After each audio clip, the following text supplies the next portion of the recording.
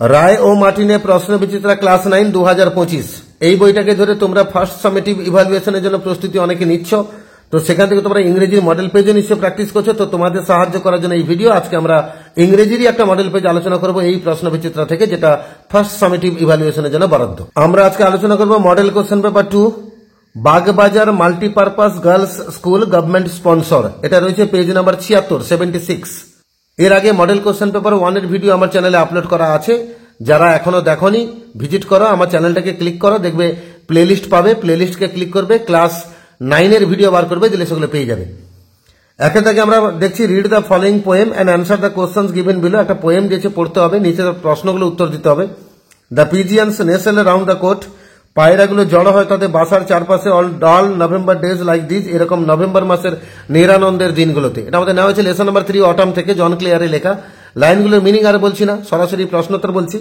এর আগে এমসিকিউ আছে, একের দাগে the pigs which were scrambling were, সেই শুকরগুলো যারা ছোটাছুটি করছিল তারা কিরকম করছিল না, তারা ঘতঘত আওয়াজ করছিল, মানে নিচু গলায় আওয়াজ করছিল, মেকিং এ লো নয়েজ, অপশন নাম্বার সি। দুয়ের দাগে the pigeons nestle round the, কবিতায় বলা ছিল কোর্ট, এই পায়রাগুলো জড়ো হয় কিসের চারপাশে না বাসার চারপাশে। বাসার যে কোর্ট তো এখানে নেই, নেস্ট হবে, অপশন নাম্বার সি নেস্ট। আর বি দাগে তিনখানা প্রশ্ন দেওয়া আছে, একে দাগে what do the pigeons do and where, পায়রাগুলো কি করে এবং কোথায়। উত্তর আমরা লিখবো the pigeons nestle round the court, পায়রাগুলো জড়ো হয় তাদের বাসার চারপাশে। দুইয়ের দাগে describe the beauty of the dull November days in your own words, November মাসের যে নিরানন্দের দিনগুলো তার যে সৌন্দর্য তোমার নিজের ভাষায় বলো। আমরা লিখবো on dull November days the cock crows upon the dung hill and the meal sells on the heat a going. আর তিনে থাকে describe the activities of the pigs in your own words, সেই শুকরগুলোর যে ক্রিয়াকলাপ তোমার নিজের ভাষায় বলো। উত্তর লিখবো the grunting pigs wait for the oaks, এখানে oaks না লিখে তুমি acorns লিখতে পারো।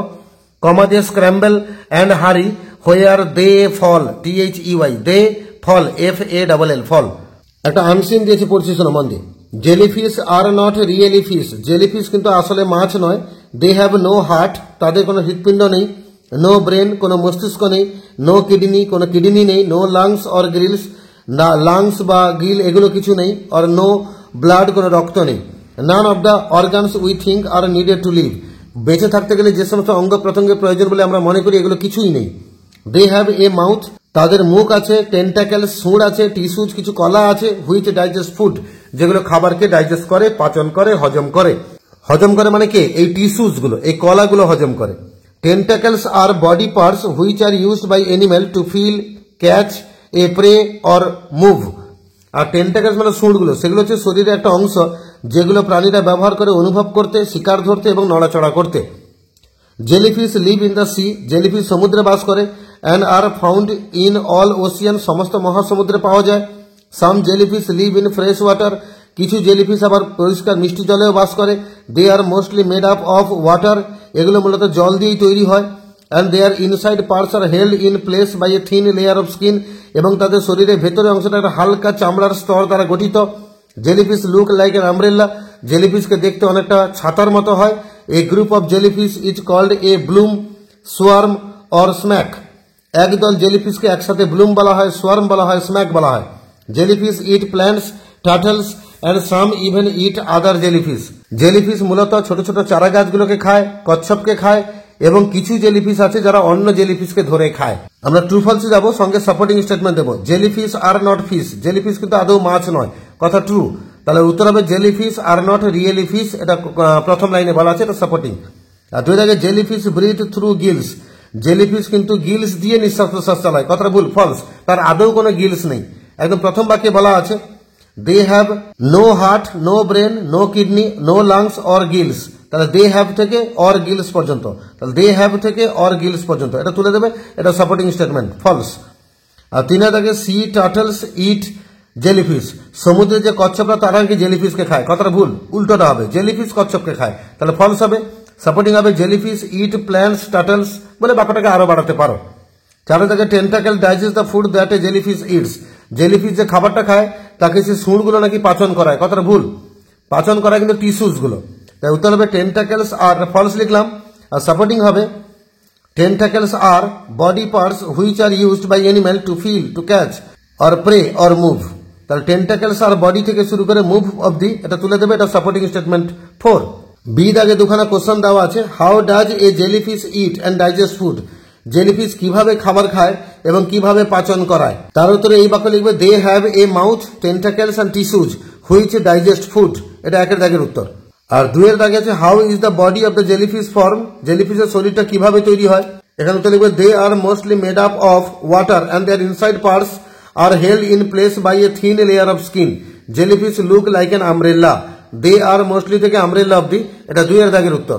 এবার আমরা গ্রামার পোর্শনে যাবো। একের দাগে ডু অ্যাজ ডাইরেক্টেড আছে। প্রথম প্রশ্ন, Kamal said to Badal, I shall go to the zoo tomorrow. Kamal বাদলকে বলছে আমি চিড়িয়াখানায় যাব আগামীকাল।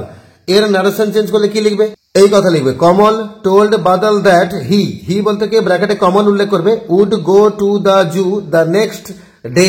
দুইয়ের দাগে আছে, এভরিওয়ান মাস্ট ওবে রুলস। প্রত্যেকে অবশ্যই নিয়মকে মানবে। এটাকে ভয়েস চেঞ্জ করতে বলেছে। উত্তর লিখব, rules must be obeyed by everyone. তিনের দাগে, Sagar said to Amar, I have passed the examination. উত্তর লিখব, Sagar told Amar that he ব্র্যাকেটে Sagar had passed the examination. আর চার দাগে, besides giving him money I gave him good advice. এটা বলেছে identify the type of sentence, মানে বাক্যটা কি ধরনের বাক্য খালি বলতে বলেছে। আমরা লিখবো সিম্পল, ব্র্যাকেটে বলে দেবো সিম্পল সেন্টেন্স। আর পাঁচে দাগে, the teacher said to him how funny you are. এটা যখন ন্যারেশন চেঞ্জ করা হবে তখন লিখবো, the teacher exclaimed to him that he was very funny. ছয় দাগে, he is absent from the meeting. এটাকে যখন আমরা কোশ্চেন ইন্টারোগেটিভ করতে বলেছে, উত্তর লিখবো, is not he absent from the meeting question mark. আর সাথে থাকে, the sum is too difficult for me. এটাকে আমরা যখন টু মানে TW2টাকে সরাবো, সো ব্যবহার করবো। উত্তর লিখবো, the sum is so difficult that I can't do it. অঙ্কটা এতটাই কঠিন যে আমি এটা সমাধান করতে পারি না। আটে থাকে, mice are killed by the cats. একে যখন ভয়েস চেঞ্জ করবো, উত্তর লিখবো, দ্য ক্যাটস কিল মাইস। নয় থাকে, হু ইজ হেল্পিং হার। এটা identify the type of voice, মানে ভয়েসটা কি ধরনের ভয়েস আছে বলতে হবে। উত্তর হবে অ্যাক্টিভ ভয়েস, খালি অ্যাক্টিভ ভয়েস লিখে দিলেই হবে। আর দশে থাকে, the teacher will say I did the work. এটাকে ন্যারেশন চেঞ্জ করলে হবে, the teacher will say that he did the work. এই যে উইল সে আছে মানে টেন্সের কোনো পরিবর্তন হবে না। এইভাবে মডেল কোশ্চেন পেপার 2তে যে ইংরেজিটা ছিল সেখান থেকে আমরা সিন আনসিন গ্রামার সবটাই আলোচনা করলাম। বাকি রাইটিং স্কেল থেকে গেল। রাইটিং এর ভিডিও আলাদা করে আপলোড হবে।